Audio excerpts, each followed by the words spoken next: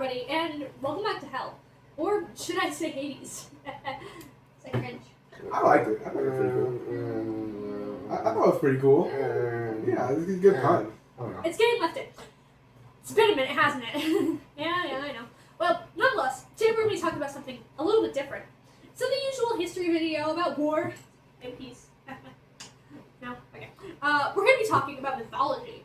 We're going to be talking about love. Shut up. Today we're going to be talking about the totally real myth of Aphrodite and the creation of love. And it all starts when she emerges on the shores of Cyprus. Okay, this isn't real. So it's not a real myth, as we all know. Well, we don't know. You're going to know. This isn't a real myth. This is a myth that I had to fictionalize and write for my college mythology class. Boo! Boo! Boo! Yeah, I know. Boo, boo, boo. Listen, I'm older. You guys are older now. We're both older. And there's so many more history channels on YouTube now. You guys don't really need me anymore, right? Well, I like your content. Yeah. You're creative.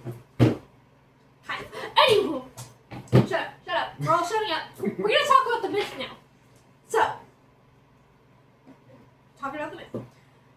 This story, as I said, follows Aphrodite, and when she first emerged on the shores of Cyprus from Uranus's parts,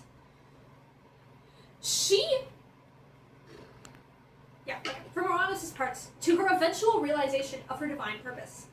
Hi. I have a question. Yeah? So, who is Aphrodite?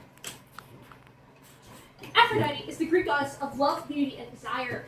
She inspires love and attraction among both gods and mortals alike. She's often associated with passion, fertility, and the emotional bonds that connects people. I also have a question. Who is Uranus? Uranus. Uranus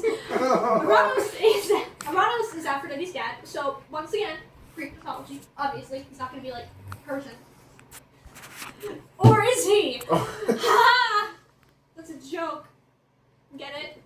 Maybe. Uranus is a primordial god. He is one of the first gods to actually come into creation in Greek mythology. He personifies the sky itself. He is often paired with Gaia, who I'm sure you know is Mother Earth. And what created Aphrodite was when he was overthrown by his wife Gaia and his son Kronos because of his tyranny over the gods. As I said, this created Aphrodite because when Uranus lost, Kronos took his scythe and he just kind of severed Uranus' parts, let's say. And that created Aphrodite. And I'm sure she took the longest shower ever, knowing where she came from. So, back to Aphrodite. Emerging on the shores of Cyprus, she immediately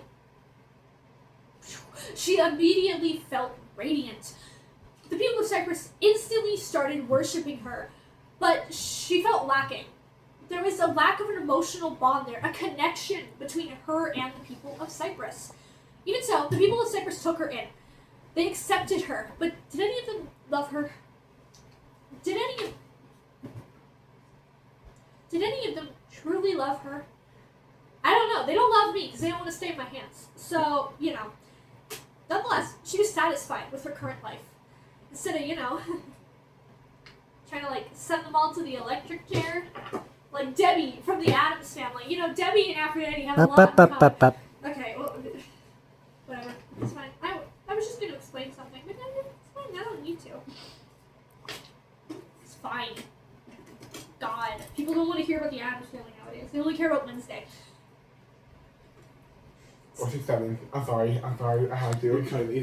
People don't like mythology or learning nowadays. See, they only like memes and AI. And Dubai chocolate. That's why I stopped uploading to my YouTube channel. This is being left in, mind you. Stay there. This is your fault. My keyboard's turned off now. Whoops. Anywho. Sorry. Her journey starts when a rose,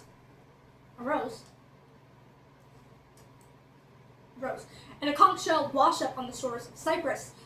The conch shell whispered emotions to her rather than words, however that works.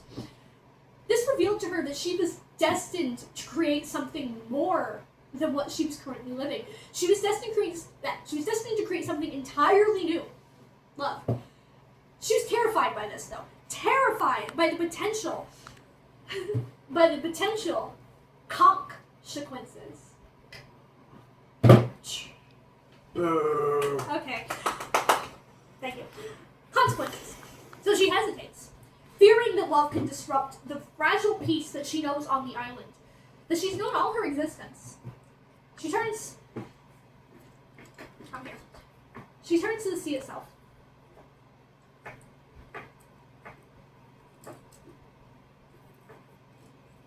This is why I stopped using puppets in my videos. She turns to the sea itself, her origin. This reminds her that creation always carries a great risk, but it also carries the risk.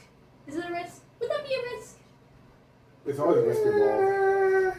But Anything. could you risk great potential? Well, the risk is not being able to fulfill the potential. Exactly. Wow. The risk is not being able to fulfill your potential. And so with this, Aphrodite's first act of creation is scattering the rose petals mentioned before from earlier, which over her son Eros' arrows, which awaken both of their powers. I have a question. I figure. So who is Eros? Eros, as I said, is her son. Eros is the Greek god of love and desire, be a young adult or a literal child. You know Cupid? Oh yeah, the baby. Yeah, baby. So, Eros and Cupid, the same person. Remember how Cupid has the arrows? Yeah. Yeah. Eros shoots arrows. Ha ha. Yeah, you blew me. I wasn't funny at all. Eros shoots arrows, which can often create both love and desire in both gods and humans alike. I said that right, right? He acts as a force that can both unite but also complicate relationships. Anyways, out of here. This symbolized her crossing the threshold. You can cut that part. So, this symbolized her crossing the threshold into purposeful action. Their efforts failed. They ended up creating rivalry instead. This, however, taught Aphrodite an important lesson that love can't be forced and it has to be sparked. This let her, however, face her doubt. This made her, whatever. She ended up facing her doubts and going into the inmost cave. Both of these. What's the inmost cave? That was creepy as crap. Okay. Oh God! What did you? I can't. Oh, I did say you. You were gonna say You're that. crazy. I'm sorry. Oh God. Okay. Twins, am I right? Anywho, the inmost cave represents the moment when the hero must confront their deepest fears, doubts, or internal struggles before facing the major challenge of the story. An excerpt from me. It's part of the hero's journey, which you guys know about. Which you guys know about. Which everyone knows, and I'm not explaining it. Look up an article. This is where she must accept love's darker sides of obsession, jealousy, and heartbreak. And through an intense ordeal where she has to experience these emotions herself, she transforms. She understands that the guy, what? The guy. The code. The code. The code. Yeah. Yeah, okay. She understands the code to love. The code to love. For her to be able to write it, she must bear it first. Not like she doesn't have a son, mind you. Does she not love her son? I guess. Normally she loves her son. Whoops! Whoops. Anyways, her award comes in the form of a fully realized rose, representing balanced, harmonious love. With this mastery, she returns to the world, spreading petals of the rose across villages, temples, and forests. Mortals feel joy, passion, confusion, longing, and pain, reflecting love's beauty and chaos. Seeking to help the mortals understand love without feeling overwhelmed, Aphrodite reaches out to a friend of hers from Japan, Amaterasu. This is where she asks to borrow her friend Amaterasu's mirror. Yeah? Who is Amaterasu? Yeah, that. Amaterasu. So Amaterasu is completely separate from the Greek pantheon, so I understand why you might not know who that is. Amaterasu is a Japanese Shinto sun goddess, one of the principal deities in the Shinto pantheon. She brings light to the world, illuminates the truth, and is associated with life itself, order, and purity as well. Her mirror, who was lovingly drawn by Kobe here. Hi. Yep. I was on the phone. Ignore him. He didn't do it. It was him. I'm useless. Exactly. I love him. That's what the story's about. Love and connection. That's right. Anyways, Amaterasu. Her mirror symbolizes clarity and reflection. The mirror, or Yatsunokugami, what it's called in Japanese, is one of the 3 sacred treasures of Japan. It is a real thing that you can Google right now, and you'll get an actual photo of it that looks like this. True to life. Gaining insight into clarity and the truth using Amaterasu's mirror, mortals glimpse their deepest desires and fears. While Aphrodite allows herself to fully feel love, embracing vulnerability despite being a war goddess as well. Fun fact, her original mythological story, and not like the actual like, oh, she washed up in Cyprus. No, the cult of Aphrodite, the original cult, washed up in Sparta, where she became a war goddess. Watch OSP's video on her. It's pretty great. Now, in the end, she releases love completely into the world, transforming human relationships and inspiring art, devotion, and connection for thousands of years to come. And with that, Aphrodite understands her purpose, not merely as a goddess of beauty, but also as the weaver of hearts, the guardian of connection, and the divine force that gives the world a living, transformative power. And that's it. That's the totally real myth about the creation of love, no matter what form it comes in. The end.